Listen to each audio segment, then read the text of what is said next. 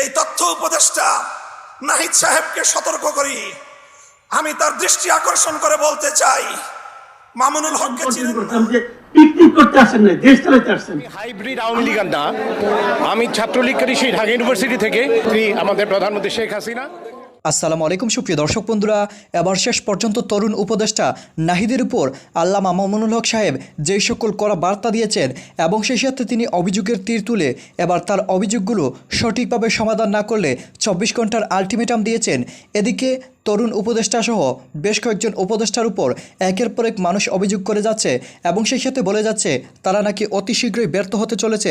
দর্শক বন্ধুরা, আল্লামা মামুনুল হক সাহেবের সেই সকল করা বার্তাগুলো আপনাদের মাঝে তুলে ধরেছি এবং সেই সাথে এই সকল উপদেষ্টাদেরকে নিয়ে এবার মানুষ যেন একের পর এক নানা করা বার্তা দিতে শুরু করেছে। তো দর্শক বন্ধুরা, তবে শেষ পর্যন্ত মোর কোন দিকে ঘুরতে যাচ্ছে অবশ্যই পুরো ভিডিওটি দেখবেন, তাহলে এই সকল বিষয়গুলো পরিপূর্ণ বুঝতে পারবেন। এই তথ্য উপদেষ্টা নাহিদ সাহেবকে সতর্ক করি। আমি তার দৃষ্টি আকর্ষণ করে বলতে চাই, মামুনুল হককে চিনেন না? আজকে ফ্যাসিবাদ বিলোপ হওয়ার 1.5 মাসের মাথায় আমার বিরুদ্ধে অনলাইনে ফেসবুক কর্তৃপক্ষ সহ ইউটিউব কর্তৃপক্ষ সহ অঘোষিত নিষেধাজ্ঞা জারি করে রেখেছে। আমার নিউজ কভার করে এই পর্যন্ত বাংলাদেশে প্রায় শতাধিক জাতীয় নিউজ পোর্টাল তারা রেস্ট্রিকশনের শিকার হয়েছে। আপনারা ওখানে বিলাসিতা করেন। বৈষম্যের বিরুদ্ধে সংগ্রামী আমাদেরকে আমাদের সমস্যাগুলোকে সমাধান করবার কোনো চিন্তা আপনাদের নাই। আপনারা উপদেষ্টা পরিষদ রাষ্ট্র পরিচালনা করতে পারবেন না আমাদের সহযোগিতা ছাড়া।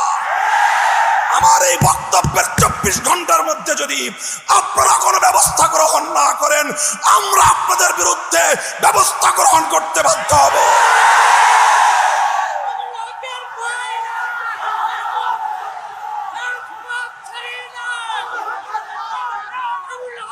সংগ্রামী সাথী ও বন্ধুগণ, আমরা পরিষ্কার ভাষায় বলি, আন্দোলনে ছিলাম আমরা, সংগ্রামে ছিলাম আমরা, রক্ত দিয়েছি আমরা, কারারুদ্ধ হয়েছি আমরা, অন্যায় অপমানের শিকার হয়েছি আমরা, ষড়যন্ত্রের শিকার হয়েছি আমরা, যুদ্ধ করে বিজয়ের রণাঙ্গনেও ছিলাম আমরা। এখন সম্মিলিতভাবে এই রাষ্ট্রটাকে এগিয়ে নেওয়ার দায়িত্ব আমাদের। আমরা সহযোগিতা করতে চাই, গায়ে পড়ে সহযোগিতা করতে চাই। আমাদের গায়ে পড়ে সহযোগিতা যদি পায়ে ঠেলতে চান, সে পা ভেঙ্গে গুড়িয়ে দিতে এক মুহূর্ত আমরা বিলম্ব করব না। আল্লাহ পাক রব্বুল আলামিন এই বাংলাদেশকে একটি সুন্দর সমৃদ্ধশালী একটি বাংলাদেশ হিসেবে এগিয়ে নেওয়ার তৌফিক দান করুন। আমরা পরিষ্কার ভাষায় বলি, আমরা ইসলামী রাজনীতি করি। এদেশে খেলাফত রাষ্ট্র ব্যবস্থা প্রতিষ্ঠার জন্যই আমাদের জীবন যৌবনকে আমরা উৎসর্গ করতে চাই। আপনারা কে কি রাজনীতি করবেন আপনাদের বিষয়। আমরা আমাদের আদর্শ আপনাদের উপর জোর করে চাপিয়ে দিতে চাই না, কিন্তু আমাদের রাজনীতির প্রতি যদি কেউ বৈষম্যমূলক দৃষ্টিভঙ্গি নিয়ে তাকাবার চেষ্টা করেন, চোখ উপড়ে ফেলবো। আমরা কারো করুণা চাই না, অধিকার চাই। ভিক্ষা চাই না, আমরা অধিকার চাই। অধিকার যদি সহজে না দেয়, অধিকার আদায় করে নিতে পারি আমরা। রক্তের প্রয়োজন হলে রক্ত দেই, অধিকার আমরা আদায় করে নেই। আমাদের এই কথাগুলো, আমাদের অবস্থান এবং আমাদের এই বাংলাদেশের গণমানুষের সঙ্গে আমাদের রিলেশনটাকে নতুন করে পড়ে নেবেন। যদি কেউ যদি আমাদের ব্যাপারে অন্য কোনো ভাবনা ভাবতে চান, তাহলে আপনাদেরকে রাজপথে মোকাবেলার দাওয়াত থাকলো। সংগ্রামী সাথী ও বন্ধুগণ, একটি সুন্দর বাংলাদেশ গড়ে উঠুক, বৈষম্যহীন বাংলাদেশ গড়ে উঠুক। আর কোনো শিক্ষাঙ্গনে তোফাজ্জলদের মতো আর কোনো মানুষকে যেন এভাবে বিচার বহির্ভূত হত্যাকাণ্ডের শিকার হতে না হয়। সকল বিচার বহির্ভূত হত্যাকাণ্ডগুলোকে তদন্তপূর্বক প্রকৃত দোষীদের বিরুদ্ধে ব্যবস্থা গ্রহণের দাবি জানিয়ে একটি সুন্দর সুশৃঙ্খল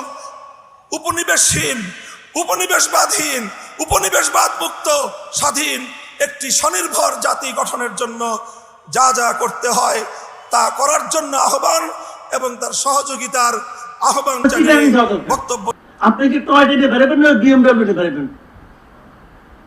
সোজা হিসাব ভাই। এটা তো 10 বছর চলে না, 10 বছর স্টাডি দেওয়া হয় নাই। এর মধ্যে রিটায়ারমেন্টে যাইয়া রিটায়ারমেন্টে টাকা পয়সা পাইয়া মোটামুটি বাসায় শুয়ে বসে নাতি নাতিদের সাথে খেলাধুলা করে সময় ওনার কাটছে। উনি আইসা একটা হুঙ্কার দিলেন যে 15 দিনের মধ্যে সবাইকে, আনার পরে প্রথম হলো সচিব, তারপরে সিনিয়র সচিব, আইসা উনি হুঙ্কার দিলেন 15 দিনের মধ্যে সবাইকে হিসাব দিতে হবে। আজকে 17তম দিন চলছে, আজকে 17তম দিন চলছে। হিসাব কেউ দিছে? উনি নিজে দিছেন? পুরো সচিব দিছে? কেউ দিছে? তো এই সমস্ত ভাই ফালতু না।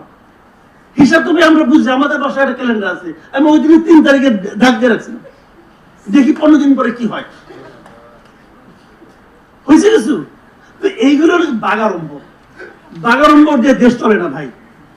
আমি প্রথম দিন বলছিলাম, 8 তারিখে বলছি যে এই টিম দিকে, এই টিম দেখার পর 8 তারিখে হয়েছে, 9 তারিখে আমি কন্টিনিউ করছিলাম যে পিকনিক করতে আসেন না, দেশ চালাইতে আসছেন। আমার ধারণা ওনারা পিকনিক করার যোগ্য না। পিকনিক করতে গেলে আলো বাজাই দিব, দেখবেন 3 জন খাইছে আর 2 জন খায় নাই। এত সুজানার ভাই। আর একটা কথা সে বলে শেষ করে, যেটা আপনাকে আগেও বলেছেন, দেখেন এই যে সচিবালয় দেশ চালায় কারা? সচিবরা চালায়। এই যে প্রাইম মিনিস্টার অফিস যেটা কারা চালায়? আমরা চালায়। স্বৈরাচারের আমরা দিয়ে বিপ্লবী সরকার চলতে পারে না। একদম বেসিক পয়েন্ট। আপনারা এটা নিয়ে আলোচনা করার সাহস পান না, ভয় পান। যদি আপনারা আওলা বাজায় দেয়, এই আমরা আওলা বাজাবে, এমন বাজাবে যে ওখানে যখন ডিসিরা মারামারি করে, ওইটা নিয়ে 3 দিন ধরে আলোচনা, সচিবালয়ে কোনো কাজ হয় না। ডিসি কে হবে এটা নিয়ে মারামারি হচ্ছে। ওই সময় দেশে আর কোনো প্রবলেম ছিল না। মনে হয় কি যে 59 জন ডিসি কে হবে, এটা দেশের 1 নম্বর সমস্যা। এটা 1 নম্বর সমস্যা ছিল। আপনারা তো এটা নিয়ে ব্যস্ত ছিলেন। কেন ছিলেন? কারণ আপনারা জানেন না কি করতে হবে, কিছু বললে মাইন্ড করে। ওই যে ছোটবেলায় একটা গল্প শুনছিলাম, বুঝছেন? এই গল্পটা একদিন জিল্লুর ভাই অনুষ্ঠানে বলছিলাম, তো আবার বলি এখানে। জঙ্গলে এই বাঘে খুব ডিস্টার্ব করে, সব প্রাণীরা বাঘের ভয় অতিষ্ঠ। তো সবাই মিলে একটা মিটিং বসাইছে যে বাঘকে ডাইকে বলি, ভাই তুমি সবাই ডিস্টার্ব করো না, দিনে একটা করে খাও, অত ডিস্টার্ব করো না। সবাই মিলে বিশাল এক মিটিং বসাইছে। আর মিটিং বসার পর বাঘকে তো ডাকবে, বাঘকে ডাকতে যাবে কে? সবাই তো ভয় পাচ্ছে যে বাঘকে মিটিংয়ে কে ডাকবে। তো সবাই মিলে কচ্ছপকে ঠিক করছে, ভাই তুই যা, তোর শরীরটা শক্ত আছে, বাঘ তোর কিছু করতে পারবো না। কচ্ছপকে সমস্যা নেই, তুমি যদি বলো আমি যাবো। তো কচ্ছপ তো রওনা হয়ে গেছে।